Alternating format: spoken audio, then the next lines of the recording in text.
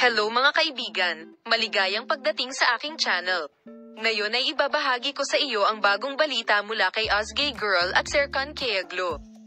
Matagal nang kasal sina Ozgay Girl at Serkan Kayaglu, isa sa mga nangungunang pangalan ng Turkey. Sina Serkan Kayaglu at Ozgay Girl, na ikinasal sa isang kahanga-hanga at kamangha-manghang kasal sa Italy, ay nagbahagi ng kanilang magagandang balita at larawan sa kanilang mga tagahanga at gumawa ng mga kawili-wiling pahayag.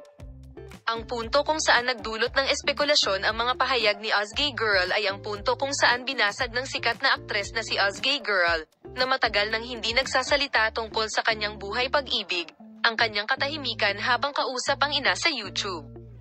Gustong-gusto ko ang pag-ibig at pag-ibig. Lumilipad ang mga paro-paro sa loob ko.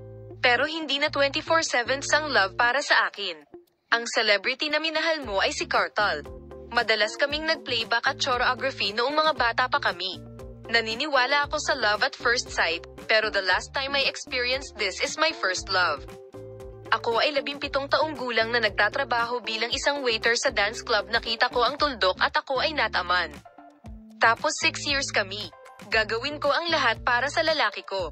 On point na ang pagkakaintindi ng lalaki, lahat ng nangyayari. Ozgay, kung bibigyan kita ng payo, magpapahinga ka ba?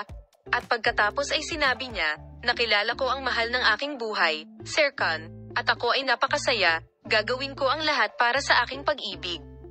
Inamin ni Ozgay Girl na ang kanyang relasyon kay Serkan Kayaglu ay kahanga-hanga at kaakit-akit. Minamahal na mga manonood, paalam na makita ka sa mga bagong video mula sa amin sa ngayon.